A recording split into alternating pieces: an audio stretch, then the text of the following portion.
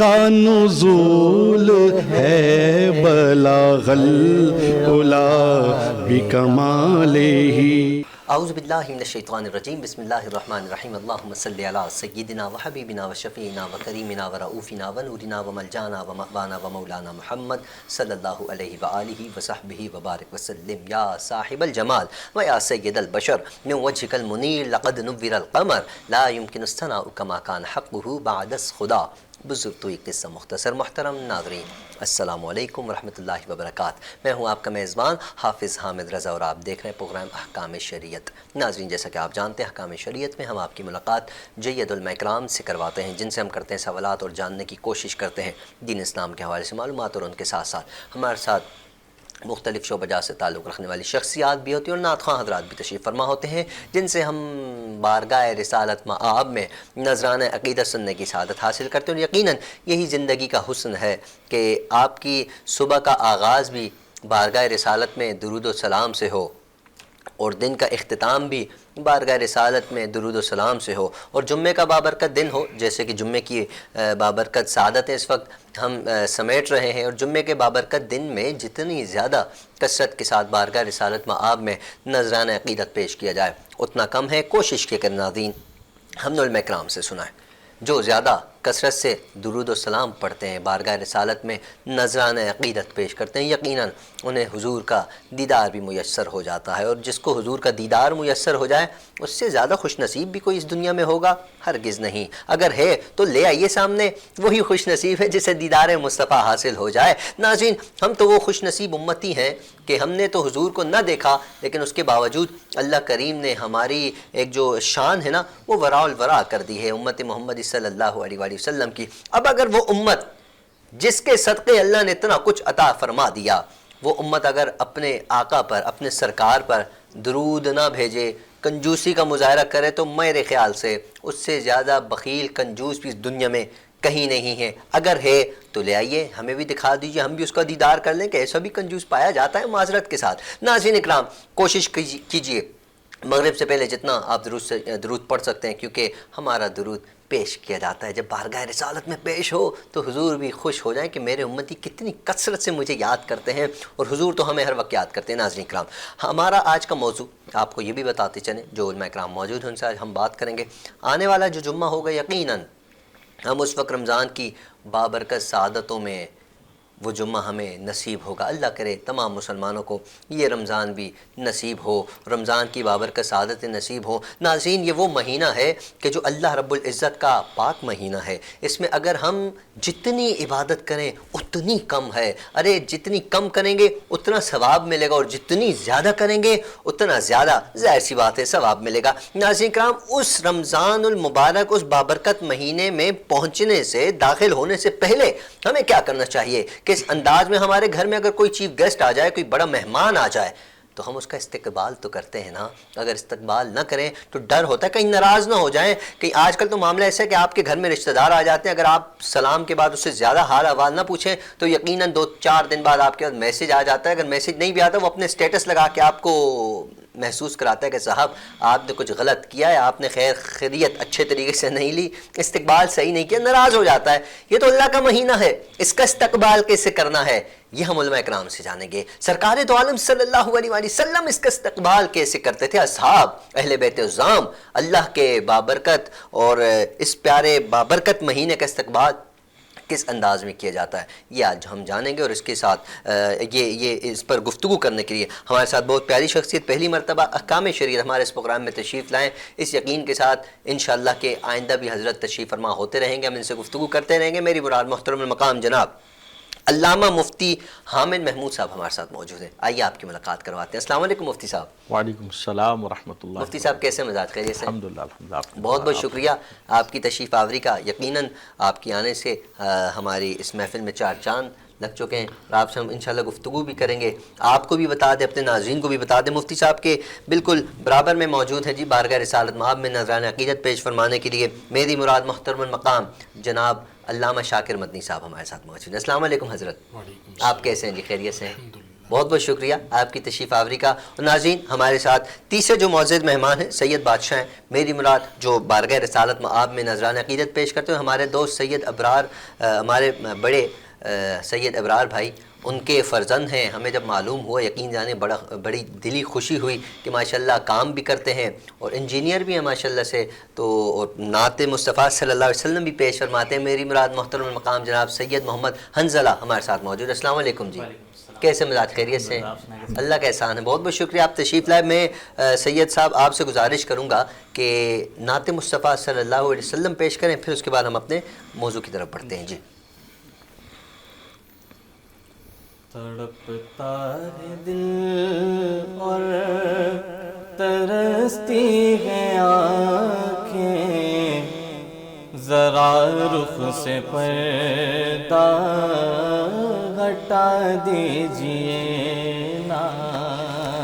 تڑپتا ہے دل اور ترستی ہے آنکھیں ذرا رخ سے پردہ ہٹا دیجئے نا. تڑپتا ہے دل اور ترستی ہے آنکھیں ذرا رخ سے پردہ ہٹا دیجئے نا. ہے اتنی سی حسرت میرے دل کی آقا ہے اتنی سی حسرت میرے دل کی آقا مجھے اپنا جلوہ دکھا دیجئے نا. ہے اتنی سی حسرت میرے دل کی آقا مجھے اپنا جلوہ دکھا دیجئے نا.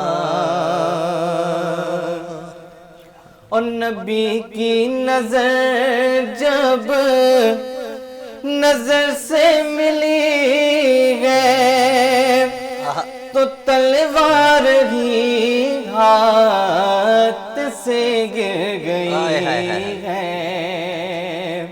نبی کی نظر جب نظر سے ملی ہے تو تلوار ہی ہاتھ سے گر گئی ہے.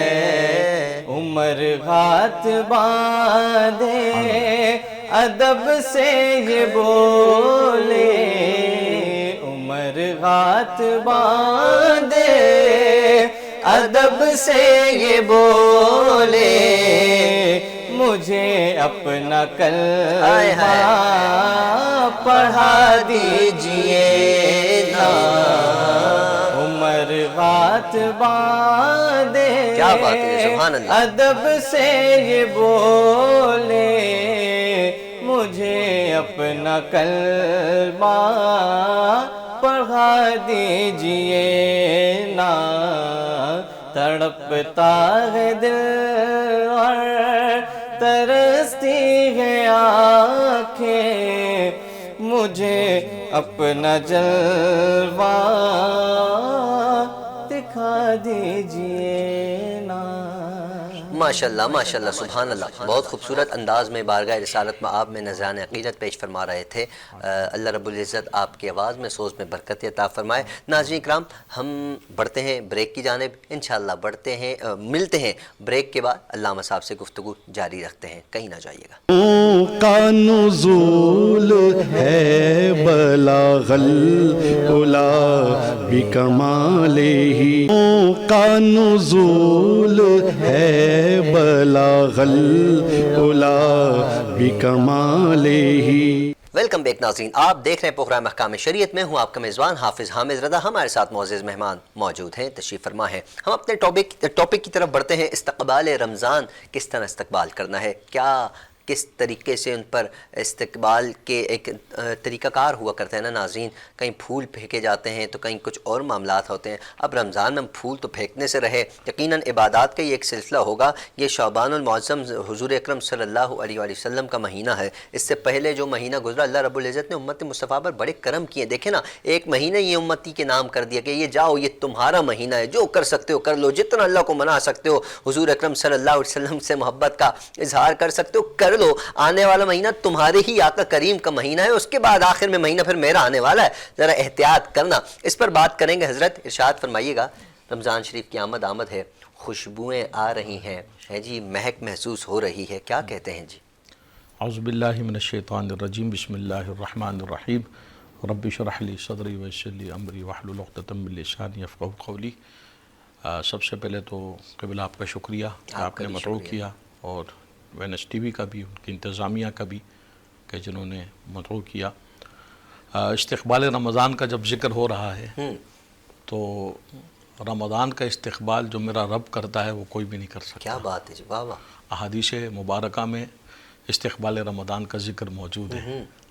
حدیث پاک میں موجود ہے کہ جنت کو پورا سال رمضان کے لیے سجایا جاتا ہے۔ سبحان اللہ، سبحان اس سے اللہ، بڑا اور کیا استقبال رمضان؟ بے شک، یعنی رمضان جب ختم ہوتا ہے تو اس کے بعد جنت کی سجاوٹ اگلے رمضان کے لیے شروع ہو جاتی واہ، ہے۔ مطلب ہر پورا وقت، سال، جی، پورا سال حدیث پاک کا مفہوم ہے کہ ماہ رمضان کے لیے جنت کو سجایا جاتا ہے۔ اور باقاعدہ اگر ایک اور حدیث پاک کو اس کے ساتھ جوڑیں تو آپ کو وہ منظر کشی سامنے آئے گی کہ جب رمضان شریف آتا ہے تو ایک ہوا چلتی ہے، مشیرہ نامی، عرش کے سائے تلے۔ جب وہ ہوا چلتی ہے تو جنت کے پتے آپس میں ٹکراتے ہیں، اور اس کے ٹکرانے سے ایک ساز، ایک آواز پیدا ہوتی ہے، تو جنت کی حوریں باہر نکل آتی ہیں، کہتی ہیں کہ یہ کیا ماجرا ہے، اتنی خوبصورت آواز، اتنی اچھی ہوا کیسے چل رہی ہے؟ تو جنت کا ایک دروازہ ہے، اس کا نام ہے رضوان۔ وہ کہتا ہے کہ حورو، ماہ رمضان شریف آ رہا ہے، اس کی تیاری ہو رہی، اس کی ہوا چل رہی ہے۔ تو اللہ تعالیٰ حکم فرماتا ہے کہ اعلان کر دو، جنت کے جو اس میں روزہ رکھے گا اس کے لیے مغفرت کا سامان ہوگا۔ بہت طویل حدیث ہے، میں تو چند چیزیں آپ کے سامنے صرف پیش کر رہا ہوں۔ دو حدیث پاک کا میں نے آپ کو جوڑ کے مفہوم بیان کیا ہے استقبال رمضان کے حوالے سے۔ تو ماہ رمضان شریف کے استقبال کی تیاری تو پورا سالہ سال ہوتی ہے۔ ہم کس طرح تیاری کرتے ہیں وہ ہمارے اوپر منحصر ہے۔ دیکھیں، ہم جس چیز کو جتنی اہمیت دیں گے نا، اتنی اہمیت وہ ہمارے نظر میں ہوگی۔ یہ ایک فطری انسان کا امر ہے۔ بے شک، آپ اپنی زندگی میں جس چیز کو، ماہ رمضان شریف اللہ تعالیٰ نے وہ ہمیں تحفہ دیا ہے، اس کی جتنی قدر اور جتنی تیاری کی جائے کم ہے۔ اگر آپ کو اس کی تیاری کا اندازہ لگانا ہو تو صحابہ کرام رضوان اللہ تعالیٰ علیہم اجمعین کے زمانے میں اگر آپ چلے جائیں تو ماہ رمضان شریف کے لیے باقاعدہ صحابہ اہتمام کیا کرتے تھے۔ اس کے بعد تابعین ایک سلسلہ چلا تھا۔ اللہ کے نیک ولیوں کا، بزرگان دین کا یہ طریقہ تھا کہ جب ماہ رمضان قریب آتا اس کی پہلے سے تیاریاں شروع کر دیتے تھے۔ یہاں تک آتے کہ رجب شعبان شریف کے مہینے میں اپنی اموال کی زکاتیں نکال لیا کرتے تھے، اس لیے تاکہ ماہ رمضان میں حساب و کتاب میں نہ کرنا پڑے۔ تمام معاملات سے فارغ ہو کر رمضان شریف میں بعض تو اعتکاف میں بیٹھ جایا کرتے تھے، اور بعض تو رمضان کی عبادت میں اپنے آپ کو مصروف کر لیا کرتے تھے۔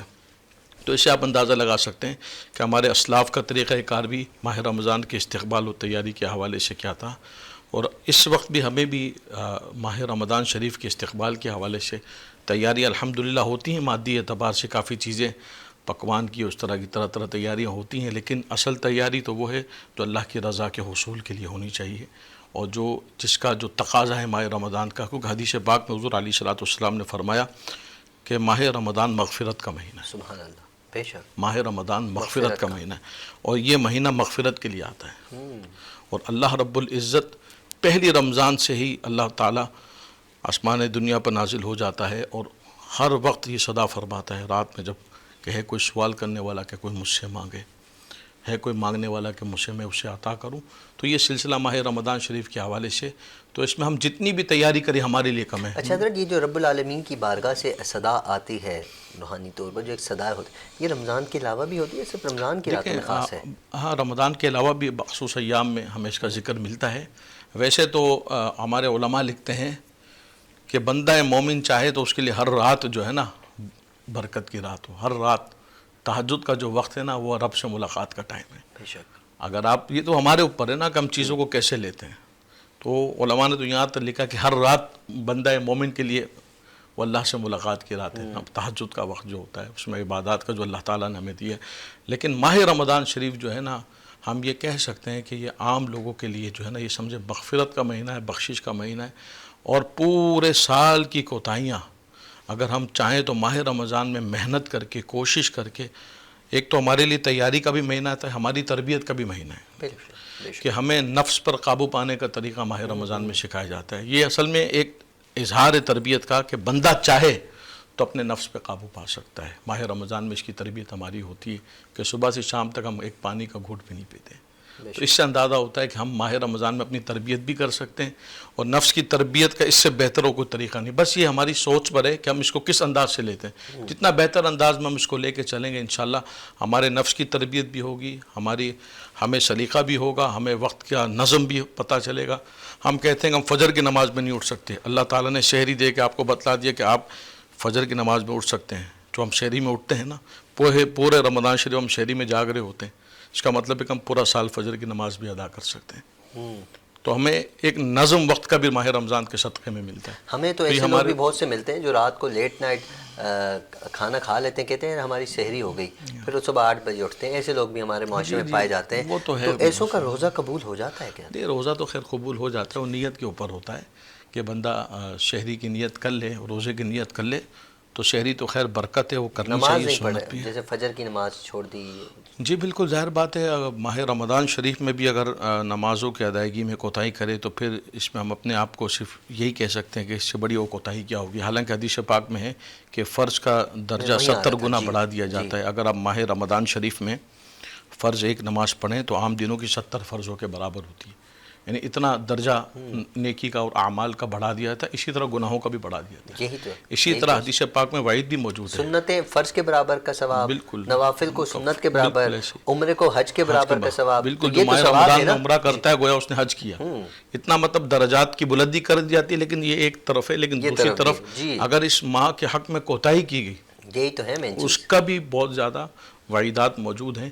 کہ حدیث پاک میں اس کا ذکر ایک مختصر میں عرض کر دوں موجود ہے کہ بندہ ماہ رمضان کے حق میں جب تک میری امت کوتاہی کرے گی، اس حوالے سے ذکر موجود ہے کہ اس میں وعیدات موجود ہے کہ جو ماہ رمضان کے حق میں کوتاہی کرے گا اس پر بھی جو اس کے اثرات مرتب ہوتے ہیں.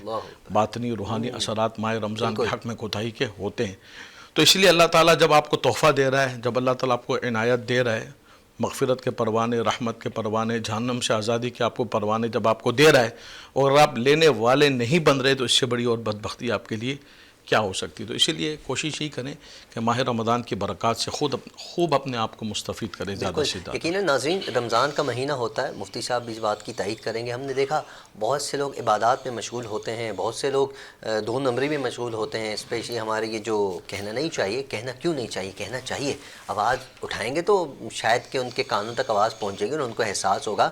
رمضان میں فروٹوں کے ریٹ آپ چیک کیجئے نا، رمضان میں آپ ذرا جائیں نا، جو چیز آپ کو رمضان میں میسر ہوتی ہے، چاہے وہ افطار کے دسترخوان کی ہو یا سحر کے دسترخوان کی ہو، اس وقت سارے لوگ سر جوڑ کر بیٹھے ہوئے ہیں کہ کس طرح ریٹوں کو بڑھانا ہے. کاش کہ کچھ ایسے بیٹھ جائیں کس طرح ریٹوں کو نیچے لانا ہے. تو یہ بھی ہم مفتی صاحب سے پوچھیں گے آیا کہ یہ ثواب کے زمرے میں جا رہا ہے یا یہ وہ جہنم کے لیے اپنا رستہ ہموار کر رہے ہیں. اس پر بھی ہم بات کریں گے. لیکن بارگاہ رسالت مآب میں نذرانہ عقیدت پیش کرنے کے لیے ہمارے ساتھ محترم مقام جناب علامہ شاکر مدنی صاحب موجود ہیں. میں شاکر بھائی سے گزارش کروں گا بارگاہ رسالت میں نذرانہ عقیدت پیش فرمائیں. حقیقت میں وہ لطف زندگی پایا نہیں کرتے. بے شک بے شک. حقیقت میں وہ لطف زندگی پایا نہیں کرتے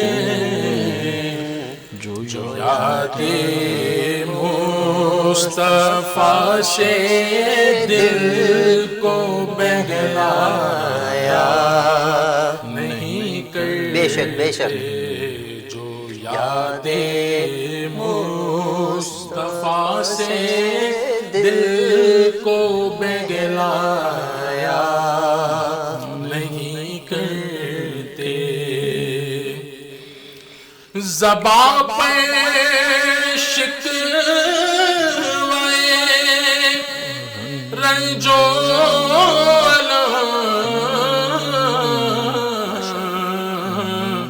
لایا نہیں کرتے زباں پہ شکوائے رنجو لایا نہیں کرتے نبی کے نام لیوا غم سے گھبرایا نہیں کرتے نبی کے نام لیوا غم سے گھبرایا نہیں کرتے سبحان اللہ سبحان اللہ ماشاء یہ دربار رسالت ہے ملتا ہے بے شک کا کیا کہنا یہ دربار رسالت ہے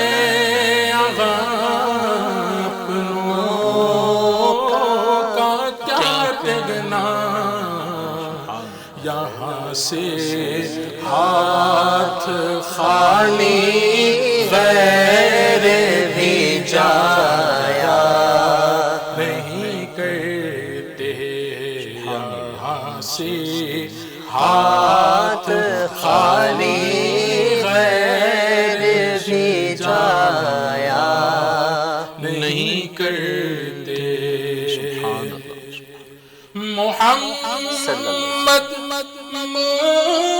مصطفیٰ کے باغ کے سب پھول ایسے ہیں محمد مصطفیٰ کے باغ کے سب پھول ایسے ہیں جو بن پانی کے تر رہتے ہیں مرجایا نہیں کرتے جو بن پانی کے تر رہتے ہیں مرجایا نہیں کرتے حقیقت میں وہ لطف زندگی پایا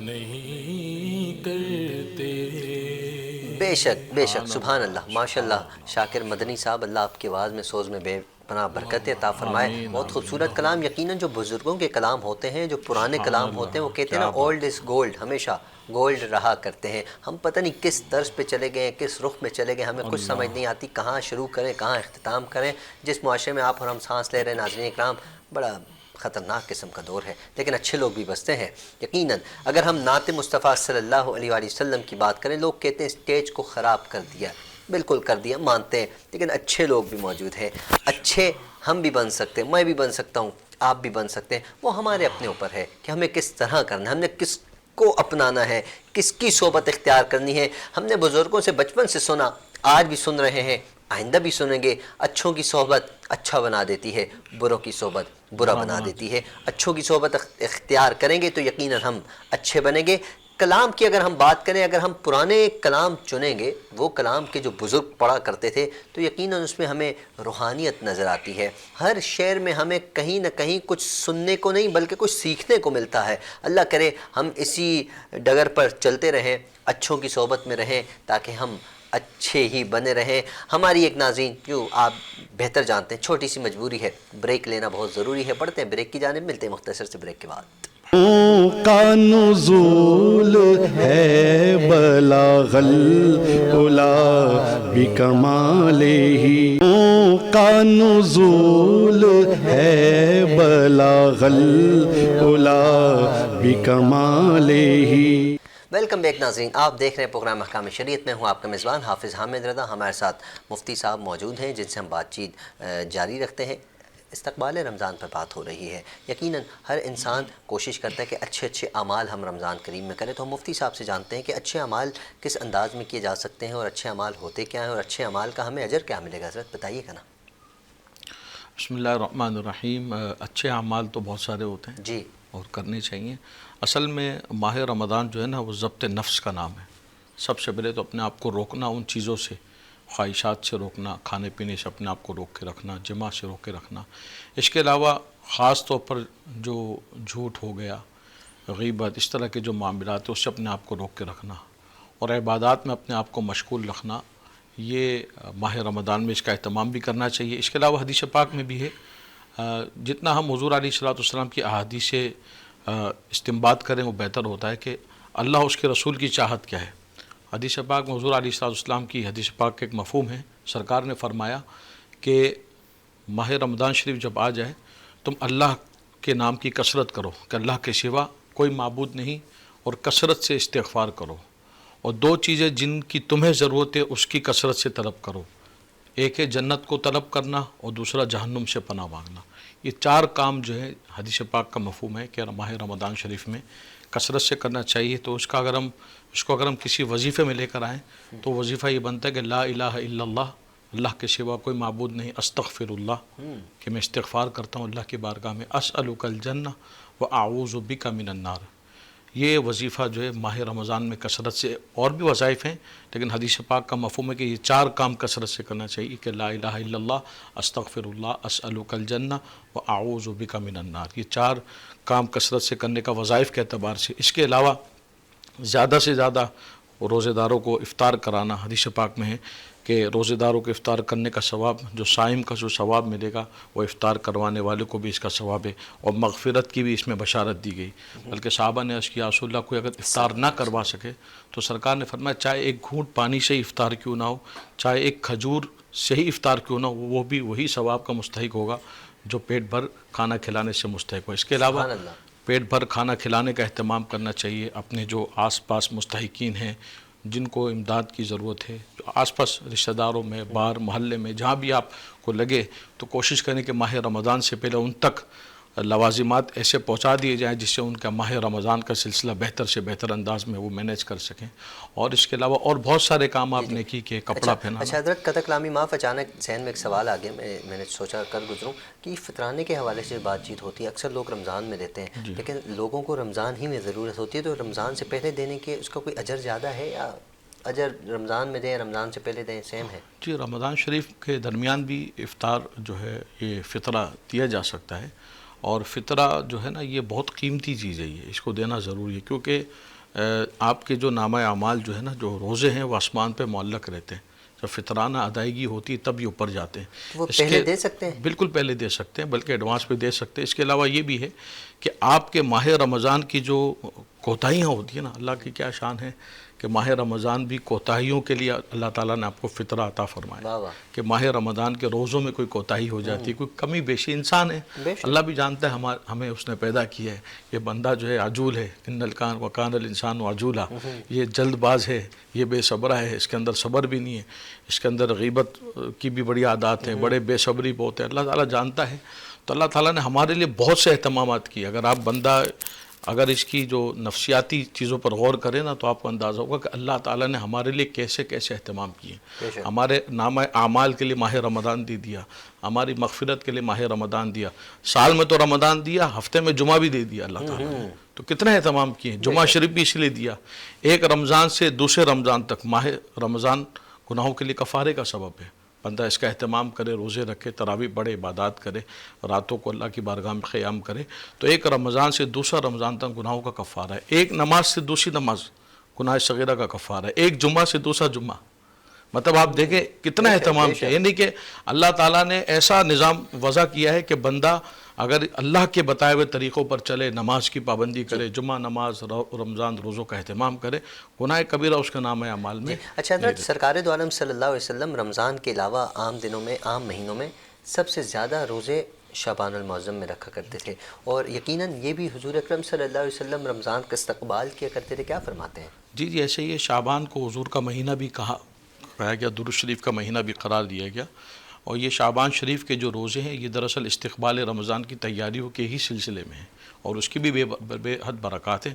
بلکہ ہم نے تو اکابرین کو دیکھا ہے وہ ماہ رجب سے روزوں کا آغاز کر دیا کرتے تھے رمضان کی تیاری کے لیے. بلکہ ماہ رمضان تو اپنی جگہ وہ تو عروج پر ہوتا تھا، بلکہ کہا گیا کہ رجب تو بیج بونے کا مہینہ ہے، شعبان پانی دینے کا مہینہ ہے، اور رمضان پھل کاٹنے کا مہینہ ہے. رمضان تو آخری حصہ ہے. اس سے پہلے 2 مہینے آپ نے جو ہے اس کی تیاری کرنی ہوتی ہے، اپنے آپ کو تیار کرنا ہوتا ہے، بیج بونا ہوتا ہے، پانی دینا ہوتا ہے، اپنے آپ کو پاک کرنا ہوتا ہے. اس کے بعد پھر آپ اس پاکی کی حالت میں اللہ کے مہمان بن کے ماہ رمضان میں آتے ہیں.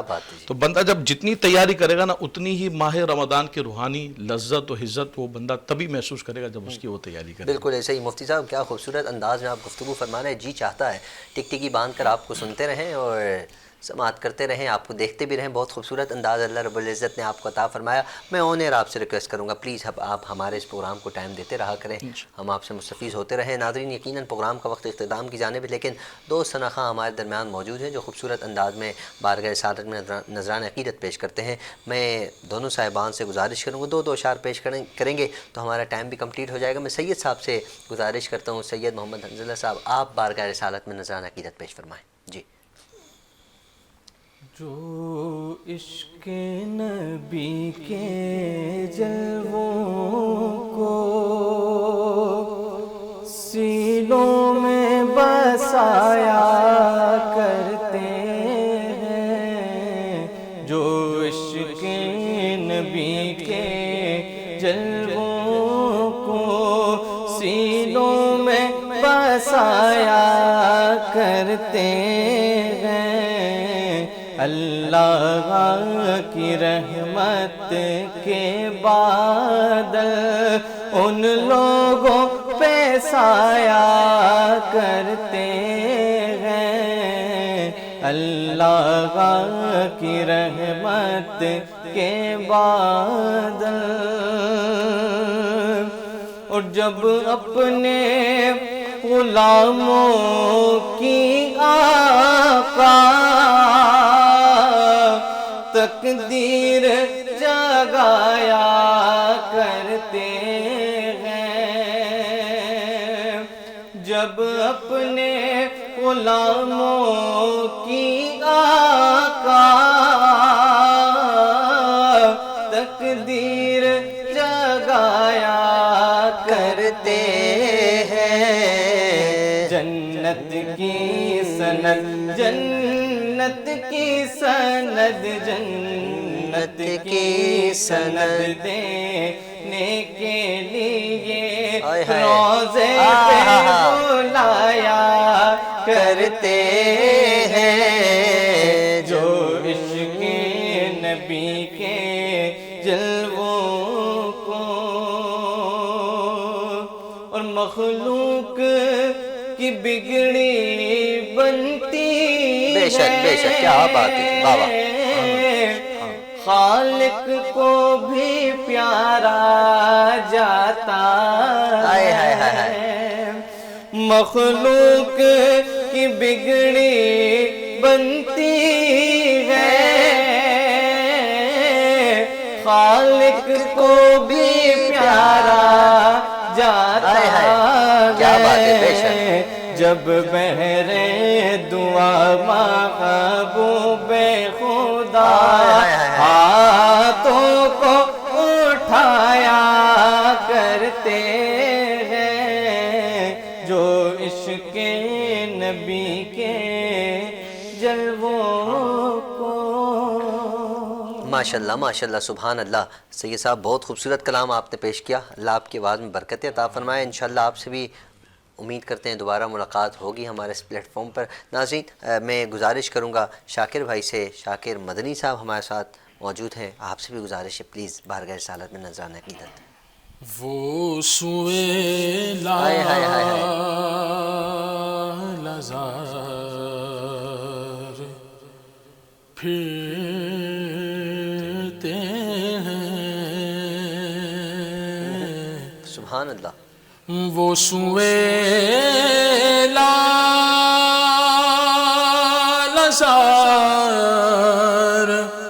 پھرتے ہیں، تیرے دن اے بہار پھرتے ہیں، سبحان اللہ. جو تیرے در سے یار پھرتے ہیں، جو تیرے در سے یار پھرتے ہیں،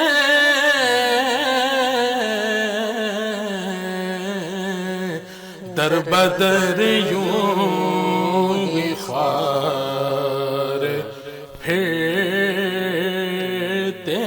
ہیں، بے شک بے شک.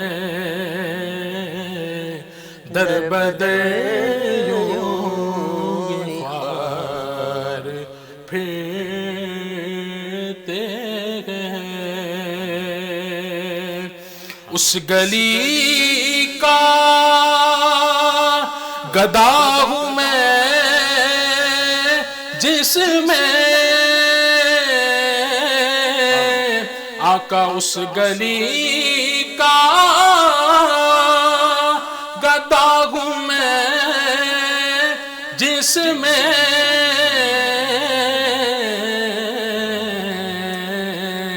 مانگتے تاجدار. ہائے ہائے ہائے. پھرتے ہیں، مانگتے تاجدار پھرتے ہیں، کوئی کیوں ہائے ہائے. پوچھے تیری بات رضا. تیری بات رضا رضا، کوئی کیوں پوچھے تیری بات رضا، تجھ سے کتے ہزار پھرتے ہیں، وہ سوئے لازار پھرتے ہیں. ماشاءاللہ سبحان اللہ. ناظرین وہی بات آ جاتی ہے، روحانیت. اللہ پاک شاکر مدنی صاحب کی آواز میں برکت عطا فرمائے. تجھ سے منگتے ہزار پھرتے ہیں. اعلیٰ حضرت نے دیکھیں نا اپنے آپ کو کتنی عاجزی میں لے گئے. تجھ سے کتے ہزار پھرتے ہیں، اس سے بھی بڑھ کر کوئی عاجزی ہے؟ میں اگر اپنے آپ کو یا ہم کسی کو اس زمانے میں کسی کو یہ لفظ کہہ دیں تو نو ڈاؤٹ اس کو تو اچھا خاصا غصہ آ جانا، لیکن اعلیٰ حضرت وہ عظیم المرتبت، کیا بلند مقام اللہ نے عطا فرمایا. اربوں خربوں ان کے شیدا موجود ہیں، کچھ جا چکے ہیں دنیا سے، آج بھی موجود ہیں. ناظرین اکرام یقیناً کتنی بڑی ہستی، لیکن عاجزی دیکھیں نا. جب بھی کہا جاتا ہے کہ جھک کر رہو گے اللہ عزت عطا فرمائے گا. جھکنا سیکھیں ناظرین. یہ مہینہ ایسا ہے، آنے والا مہینہ، ہمارے پاس کچھ دن ہیں ابھی، ہمارے پاس 2 یا 3 دن، شاید اس سے زائد 3 یا 4 دن ہوں ہمارے پاس. رمضان شریف کی آمد ہے. ان 3-4 دنوں میں اپنے آپ کو ایسا بنا لیجئے کہ رمضان آئے تو وہ بھی خوش ہو کہ اچھے لوگوں کے پاس آیا ہوں. ہمارے ہاں تو ایسا ہوتا ہے کہ رمضان آتا ہے شیطان بند ہوتا ہے، لیکن ہم شاید اتنے پکے ہو چکے ہیں اب ہمیں اس کی ضرورت نہیں پڑتی. میں اپنی بات کر رہا ہوں، مجھے بھی اپنے آپ کو بدلنا چاہیے، اپنے آپ کو تھوڑا چینج کرنا چاہیے. ناظرین آپ بھی کوشش کیجئے نا، رمضان کی بابرکت سعادتیں آنے کو ہیں، بس کچھ لمحہ رہ چکا ہے. اللہ کا مہینہ آ رہا ہے، اس کا استقبال ایسا کیجئے کہ کمال ہو جائے. وہ آئے تو ہم جھکے ہوئے ہوں، اللہ کی بارگاہ میں جھکے ہوئے ہوں. جب وہ جا رہا ہو، چاند رات تو مانگنے کی رات ہوتی ہے صاحب. ہم اس چاند رات کو کہاں گھوم رہے ہوتے ہیں، وہ تو وصول کرنے کی رات ہوتی ہے. اجرت ملتی ہے نا مہینے کے آخر میں ملتی ہے. ہم اس مہینے کے آخر میں اجرت لینے کے بجائے لٹا رہے ہوتے ہیں بازاروں میں. یاد رکھیے گا، ایڈوانس یاد رکھیے گا، چاند رات آئے گی تو اس کا بھی اچھے طریقے سے استقبال کیجیے گا۔ عید والی رات اللہ رب العزت کی بارگاہ سے ہمیں عید لینی ہے۔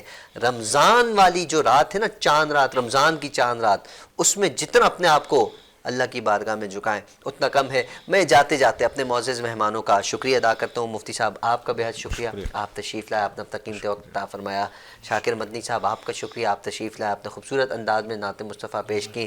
سید محمد حنظلہ صاحب آپ کا شکریہ، آپ تشریف لائے۔ ناظرین، پروگرام کا وقت اختتام کی جانب ہے، ہمیشہ کی طرف سے گزارش ہے اپنا خیال رکھیے، اپنے اہل و عیال، اپنے پڑوسی، اپنے رشتہ دار، سب کا خیال رکھیے، ہم سب کو اپنی دعاؤں میں یاد رکھیے۔ السلام علیکم ورحمۃ اللہ۔